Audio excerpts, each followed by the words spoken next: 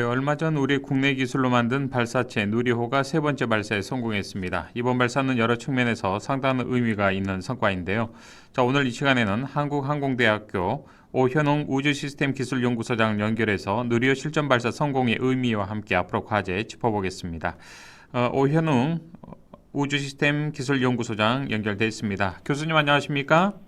네, 안녕하세요. 예. 자, 많은 국민들이 당일 가슴 벅차게 발사의 순간을 지켜봤는데요. 교수님께서도 누구보다도 관심 있게 누리호 3차 발사 장면을 지켜보셨을 것 같은데 네. 어떠셨습니까? 네, 저는 3차 발사를 JTBC에서 발사 실황 중계를 하고 있었고요. 예. 그래서 어떤 좀 방송을 하는 데 있어서 좀 더 긴장을 더 했던 것 같습니다. 아, 그러셨군요. 자, 누리호는 이번에 이제 모두 세 번째 발사에 이제 성공을 했습니다. 그런데 이번 발사는 1, 2차 발사 때와는 좀 다른 의미가 있다고 들었습니다. 왜 그렇습니까? 네, 1차, 2차 발사 때 같은 경우는 이제 발사체의 성능을 검증하는 게 가장 중요한 목적이었고요. 그래서 고도도 대략적으로 발사체가 비행할 수 있는 한 700km 정도까지 고도가 상승을 했었고, 그 다음에 당시에는 첫 번째 발사 때는 이제 위성에 해당되는 부분을 더미 위성을 실었습니다. 그래서 아무런 기능을 하지 않고 단지 탑재, 무게만을 모사하는 더미 위성을 탑재를 했었고, 2차 발사 때는 위성이긴 하지만 정상적인 어떤 임무를 수행하는 위성은 아니었고, 어떤 발사체의 성능 검증을 하기 위한, 그리고 어떤 위성을 사출할 수 있다라고 하는 걸 보여주기 위한 발사였습니다. 그래서 예. 이번 3차 발사 같은 경우는 가장 큰 의미가 있는 게 이런 실용위성이라고 하는 걸 실질적으로 실용위성이 운용되는 최적의 구도에 발사체가 정확하게 택배하는 형태로 궤도에 정확하게 사출을 해준다라고 하는 부분이 가장 큰 의미가 있다라고 생각을 하고 있고요. 네. 먼저 이제 가장 중요한 부분은 저희가 이제 세 번의 발사를 했기 때문에 발사체에 있어서 가장 중요한 건 성공률이라고 볼 수가 있습니다. 왜냐하면 저희가 위성을 개발할 때 대형 위성, 즉 실용위성 같은 경우는 대략 금액적으로 한 개발 가격이 2천억에서 3천억 정도가 들어가거든요. 이렇게 고가의 위성을 정확하게 궤도에 올려주는 것이 발사체의 기본 역할이기 때문에 이번에 만약에 실패를 했다 그러면 세 번의 발사에서 성공률이 30%대로 줄어들게 됩니다. 예. 하지만 이번에 성공을 했기 때문에 발사 확률이 한 67% 정도의 성공률을 올릴 수 있었다라고 하는 거고요. 그래서 30%대냐 60%대냐라고 하는 건 굉장히 큰 차이가 있다라고 보시면 될 것 같고, 앞으로 남아있는 세 번의 시험 발사에서 더욱더 성공률을 올리게 되면 어떤 발사체를 실용위성을 발사하는 데 있어서는 많은 부분 기술적인 검증이 된 것이라고 저는 생각하고 있습니다. 네. 자, 누리호가 실용위성 8개를 싣고 이제 우주로 가서 분리하는 데까지는 성공을 했는데 발사 당시의 상황도 한번 설명해 주시면 좋겠습니다. 일단 발사체 같은 경우는 지난번 2차 발사 때 하고 설계적인 측면 그리고 제작적인 측면은 동일했던 거기 때문에 지난번 1차 발사와 유사한 1차 발사 그리고 2차 발사와 유사한 형태로 진행이 됐고요. 일단 이번 같은 경우는 가장 2차 발사와 다른 게 실용위성이라고 하는 차세대 소형위성 2호기, 이 차세대 소형위성 2호기라고 하는 게 레이더에 기반한 영상 레이더를 탑재하고 있습니다. 그래서 영상 레이더라고 하는 건 레이더에 기반해서 영상을 만들어내기 때문에 굉장히 많은 부분 전력 소모를 하게 됩니다. 그래서 전력 소모를 하게 되면 궤도상에서 그만큼의 전력을 만들어줘야 되기 때문에 태양동기 궤도라고 하는, 그래서 적도면과 위성이 이루는 각이 한 90도 정도가 되는 520km 정도에 투입을 해야 되는데, 이 부분이 성공적으로 한 발사 후 15분경에 메인 위성인 차세대 소형위성이 사출이 됐고, 예. 그 다음에 나머지 7개의 큐브 위성들, 작은 10kg, 3kg급의 큐브 위성들 7대가 사출이 돼서 한 15분 후에는 전체가 사출이 되고, 그 이후에는 이제 위성의 임무들이 정상적으로 수행된 것으로 알고 있습니다. 예. 상당히 좀 7개 전체 위성이 좀 사출되는 게 이게 결코 쉬운 기술은 아니죠, 교수님? 네네, 그렇습니다. 일단 발사체의 가장 큰 목적 중에 하나가 위성을 원하는 고도에 사출을 시켜주는 거기 때문에, 안착시켜주는 것이기 때문에 이런 7개의 위성을 원하는 궤도에 사출시켜주는 기술이라고 하는 부분은 굉장히 중요한 기술이라고 볼 수 있을 것 같습니다. 자, 지금 지상국과의 좀 교신이 잘 이루어지고 있는지 모르겠습니다. 전체 위성들이요. 네, 일단 위성 같은 경우는 궤도에 안착을 하게 되면 초기에는 이제 위성으로부터의 비권 신호라고 하는 걸 봤습니다. 이 비권 신호라고 하는 건 이 위성에 정상적으로 이 위치에서 신호를 송신을 하고 그 신호를 수신을 하게 되면 이 위성이 살아있구나라고 알 수 있고 그 다음 단계로 위성 간 통신을 수행하게 됩니다. 즉 양방향 통신을 수행하는데요.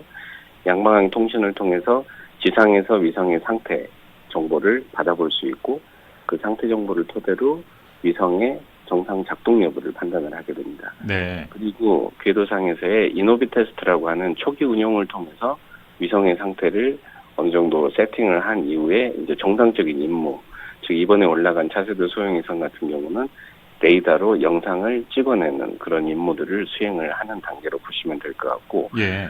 매스컴을 통해서 제가 들은 바로는 현재는 정상적으로 차세대 소형위성은 운용 중에 있다라고 들었고요.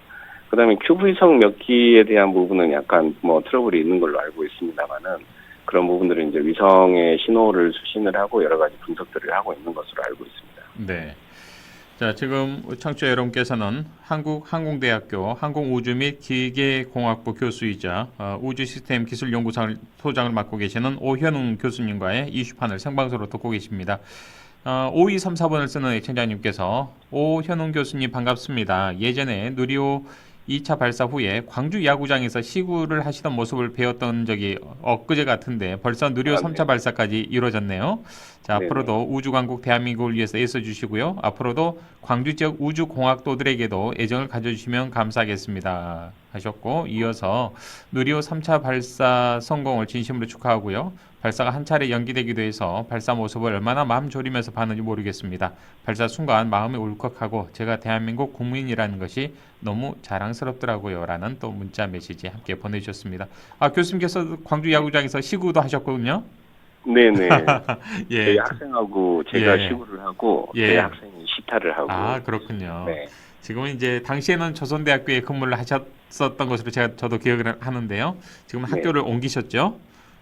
네. 네. 올해 3월 6일부터 그러셨군요. 옮겼습니다. 네. 네. 자, 우리 오현웅 교수님께서는 이번 누리호 발사와 관련해서 가장 개인적으로 좀 관심 있게 지켜본 지점은 어떤 대목이었습니까? 네, 서두에서 제가 말씀드렸다시피 이제 발사체라고 하는 부분이 이제 성공률이 굉장히 중요한 부분이기 때문에 네. 이번 발사 성공을 통해서 성공률을 갖다가 한 67% 정도까지 끌어올리는 게 가장 중요한 거였고요.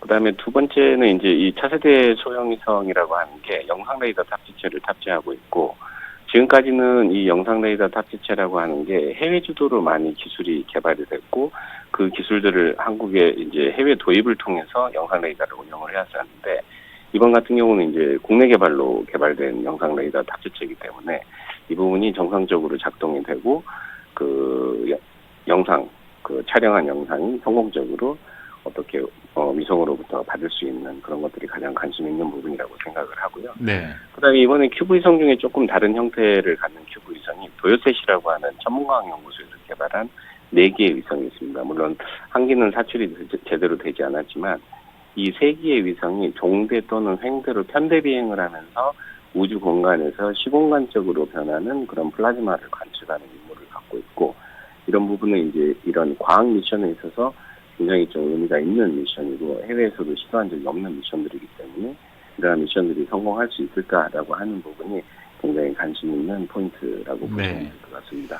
자, 이번 3차 발사로 위성의 이제 성공률이 또 높아져서 기술의 안전성을 확보할 수 있다라는 말씀 주셨는데, 앞으로 우리 한국 기술이 세계적으로 도약할 수 있는 가능성 충분히 있다 이렇게 보시는지 어떻게 예상하시는입니까? 네, 일단 언론에서도 여러 차례 보도가 된 바와 같이 이제 예. 자국의 위성을 자국의 발사체로 쏘아 올릴 수 있는 7대 우주 강국에 포함되기는 했습니다.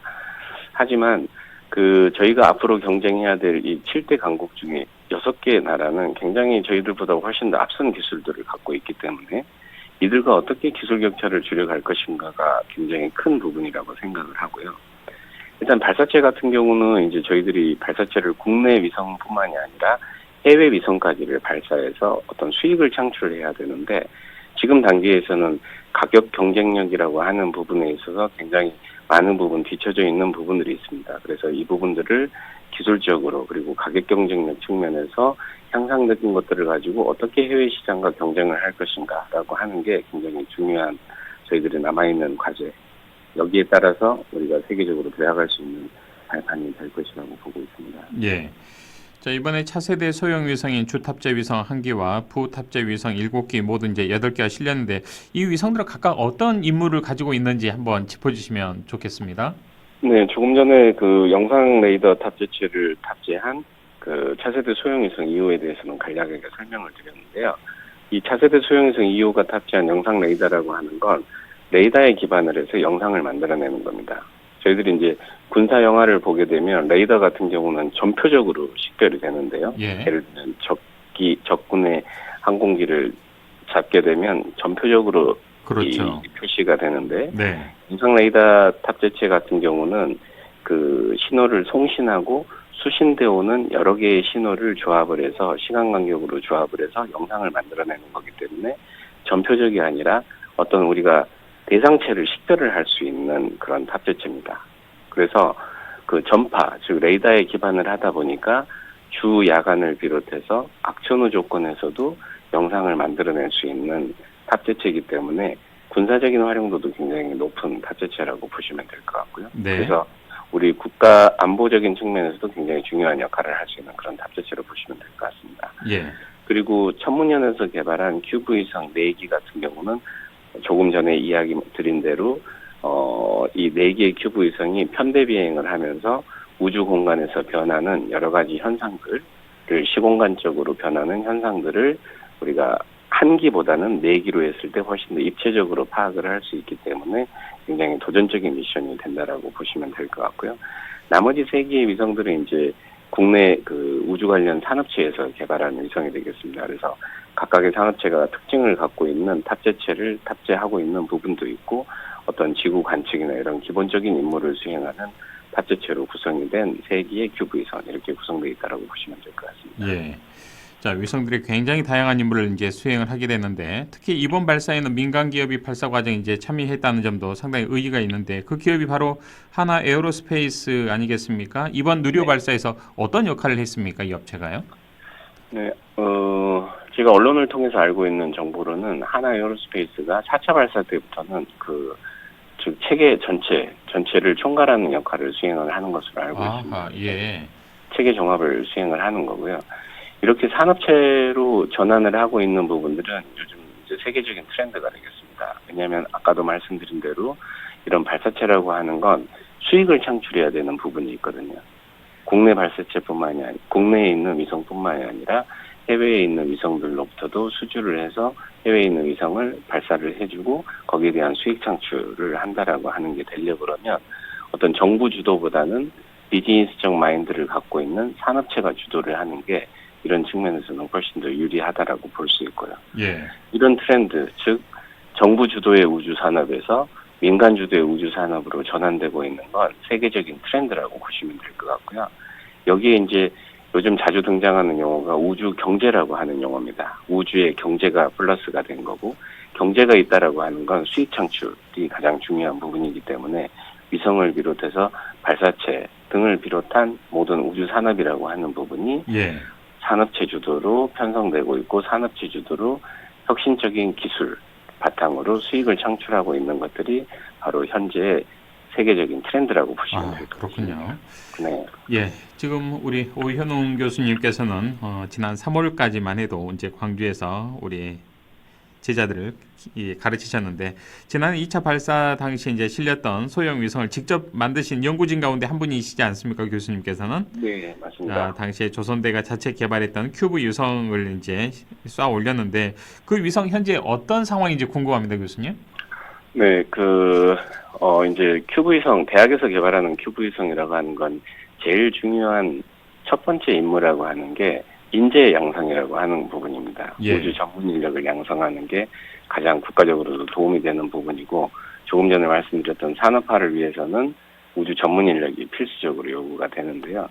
저희들이 이제 2차 발사 때 큐브 위성 개발을 통해서 거기에서 이제 여러 가지 위성 개발에 대한 프로세스를 경험한 학생들이 배출이 됐다라고 하는 게 가장 큰 장점 중에 하나고, 그다음에 저희 위성 같은 경우는 안타깝게도 이틀 정도는 저희 지상국을 비롯해서 해외에 있는 지상국들하고 한 102번 정도의 서로 간의 신호를 받았는데요. 위성으로부터 신호를 받았는데 그 이후에는 이제 좀 신호가 두절된 부분이 있었습니다. 그렇군요. 예. 그래서 궤도상에서 받았던 여러 개의 데이터를 토대로 분석을 해봤을 때는 저희가 이제 통신을 하기 위한, 즉 지상국하고 위성하고 통신을 하기 위한 통신 모듈이 가장 중요한 핵심 부품인데요. 예. 저희는 당시 그 국내에서 개발한 통신보드를 사용을 했습니다. 국내 산업체, 중소기업에서 개발한 통신보드를 사용을 했었는데 이 부분이 약간 이틀 지나고 약간의 좀 성능 열화가 있었던 것 같고 그 이후로 통신이 두절이 됐다라고 합니다. 그렇군요.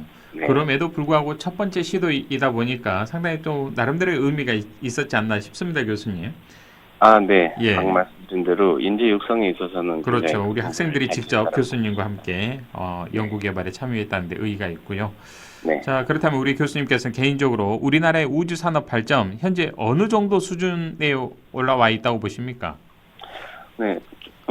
조금 전 질문에서 답변했던 대로 이제 7대 강국에는 진입을 했습니다. 7대 강국은 진입을 했었는데 이제 앞으로가 굉장히 중요한 부분이 될 것 같습니다. 그래서 맥킨지라고 하는 여러 가지 산업을 분석을 하는 기관이 있는데요. 이쪽에서 그 분석한 결과에 따르면 현재는 이제 발사체가 굉장히 발사 수요를 충족을 못하고 있는데 2028년이 되게 되면 발사체 공급 과잉이 있다라고 합니다. 공급 과잉이 있게 되면 거기서 살아남으려 그러면 기술적으로 그다음에 가격 경쟁력 측면에서 우수한 발사체를 개발을 해야지 살아남을 수 있기 때문에 이러한 부분이 앞으로의 과제라고 생각을 하고요. 그다음에 위성 분야에 있어서는 또는 우주 분야에 있어서 우리나라의 뭔가 브랜드 기술을 알릴 수 있는 기술들이 아직 없다라고 하는 부분입니다. 예를 들면 일본의 그 아이사스라고 하는 우주과학연구소에서는 어떤 소행성을 발견을 하고 그 소행성에 가서 샘플을 채집하고 다시 그걸 지구로 귀환시키는 미션들을 함으로써 어떤 일본의 그런 브랜드 기술, 우주 분야에 있어서 브랜드 기술을 만들어내고 있습니다. 이러한 부분들은 산업체에 있어서도 굉장히 경쟁력 강화를 할 수 있는 부분이긴 한데 이런 브랜드 기술을 만들어낼 수 있는 부분들이 아직까지 좀 부족한 부분이 있다라고 생각을 하고 있고요. 예. 이제부터 걸어가야 될 길들이 좀 많지 않을까라고 생각을 하고 있습니다. 예. 자, 그렇다면 우리 지역으로 한번 눈을 돌려보죠. 우리 지역의 우주 항공 산업 인프라 어느 정도이고요. 또 수도권이나 다른 지역에 비해서는 경쟁력이 좀 어느 정도 있다고 보시는지요? 아시는 바와 같이 고흥에는 우주 그렇죠. 항공 플러스 고흥 발사장을 갖고 있고요. 그 발사장이라고 하는 부분은 어떻게 보면 국내에서 다른 지자체가 갖고 있지 않은 그 우주로 가는 톨게이트에 가장 가까운 걸출한 인프라를 갖고 있음에도 불구하고 지금까지는 이러한 장점들을 살려내지 못한 부분이 있었습니다. 얼마 전에 이제 정부에서 발표했던 우주 삼각체제라고 해서 경남하고 대전 그리고 전남으로 이어지는 삼각벨트가 구축이 되긴 하지만 이런 부분들을 이제 어떻게 살려갈 것인가라고 하는 부분이 중요할 것 같고요. 단순하게 시험 시설 그리고 뭔가 발사 시설만이 들어온 것만으로는 어떤 산업적인 측면에서는 뭔가를 만들어내는 데 있어서는 한계가 있습니다. 즉 전남이나 광주권에 어떤 산업을 창출하고 하는 부분에 있어서는 굉장히 부족한 부분이 많기 때문에 이러한 부분을 어떻게 해결할 것인가. 그리고 이들을 유지하기 위해서는 그 지역 출신 인재라고 하는 부분이 중요한데 지금은 아시는 대로 지역 대학 같은 경우는 학력 인구 감소 등으로 인해서 굉장히 어려운 상황에 있기 때문에 이러한 인재 육성적인 측면 그리고 산업화 측면에서 어떻게 뭔가 밑그림을 그려갈 것인가 이 부분이 굉장히 중요한 부분이라고 생각을 하고 있습니다. 예. 자, 교수님 끝으로 우리 또 지역 입장에서 그러니까 광주 전남 지역 입장에서요. 지역의 우주 산업 발전을 좀 도모하기 위해서는 어떤 과제가 있다고 보시는지요? 일단은 지금은 이제 정부 주도로부터 이제 지자체 주도로 바뀌고 있는 상황이기 때문에 지자체에서 얼마만큼 철학을 갖고 이 우주라고 하는 부분을 육성해 갈 것인가라고 하는 기본적인 철학이라고 하는 게 중요하고요. 거기에 있어서는 이제 관계된 공무원들의 어떤 역량 강화라고 하는 거하고 마인드의 전환 이런 부분들이 굉장히 필수적이라고 생각을 합니다. 다른 지자체를 따라가는 것이 아니라 뭔가 광주 지역 그리고 전남 지역에 맞는 새로운 신성장 동력을 찾아내려고 하는 그런 노력들이 가장 중요한 우리 지역을 발전시킬 수 있는 방안이 되지 않을까라고 생각을 하고 있습니다. 예, 알겠습니다. 교수님 오늘 정말 소중한 말씀 또 시간 내주셔서 고맙습니다. 오늘 말씀 여기까지 듣죠. 고맙습니다. 네네, 고맙습니다. 지금까지 한국항공대학교 오현웅 교수와 함께 누리호 실전 발사 성공의 의미와 앞으로의 과제에 대해서 이야기 나눴습니다.